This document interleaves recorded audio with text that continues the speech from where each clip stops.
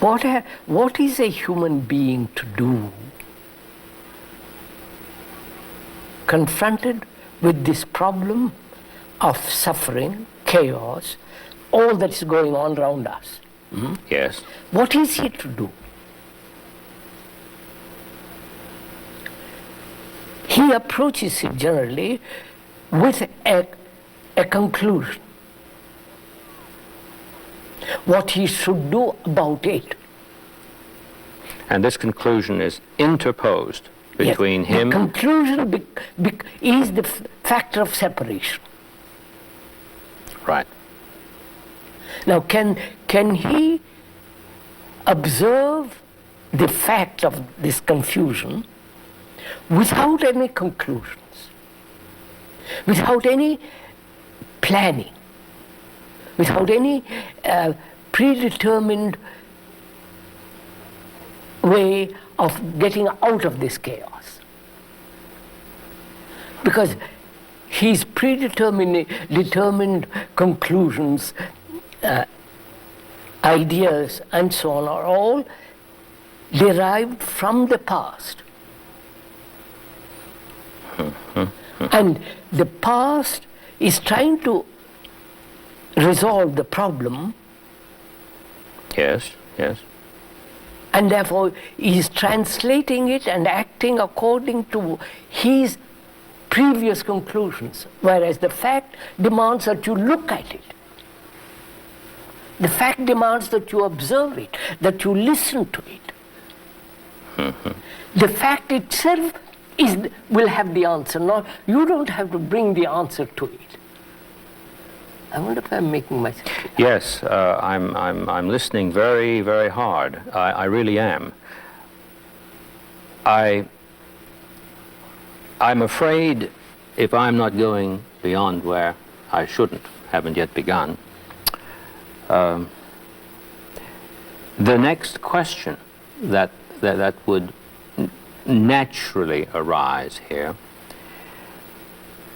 or perhaps you might feel when I raise the question that it's the wrong question, but can one communicate in the sense that we have been unraveling this? One says, I don't know. It doesn't seem to me that I've done this. One says, I haven't done this yet. I can recognize all the things that have been described that are terrible. I don't recognize all the things that appear to be promised without suggesting that I am imagining them or projecting them out there. Clearly, if there's to be a change, it has to be a change that's altogether radical. Yeah. Now, I must start. So what do I do? There are two things involved, aren't there? First, I must learn from the problem, which means I must have a mind that has a quality of humility. It doesn't come to it and says, I know all about it. What he knows is merely explanations, rational or irrational. He comes to the problem with rational or irrational solutions. Therefore, he is not learning from the problem.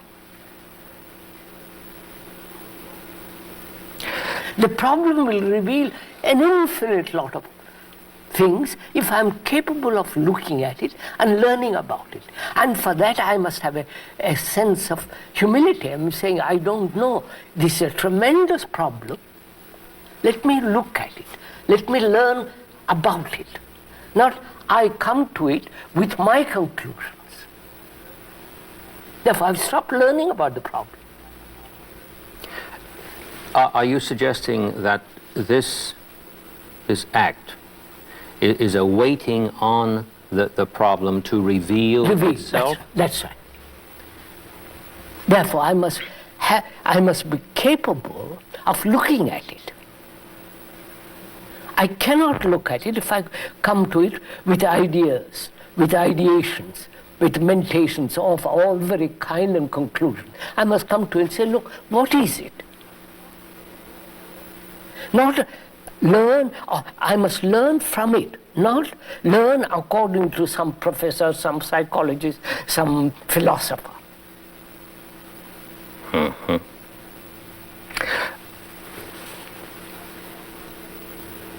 That one has the capacity for this. Some persons would suggest. I think everyone, sir, we are so vain. But this doesn't mean anything for the doing of what must be done, that there's a capacity. No, the learning is the doing. Exactly. Yes, yes. I wanted to make that clear because we comfort ourselves with the curious notion, if I've been following you, that we possess a possibility, and because we possess the possibility, we think that someday it will actualize itself, perhaps. Quite. But if I'm correct both ways, no possibility can actualize itself, and in the practical order that never occurs. But somehow it's believed, isn't it? I'm afraid it is. It is believed. So it is really quite simple.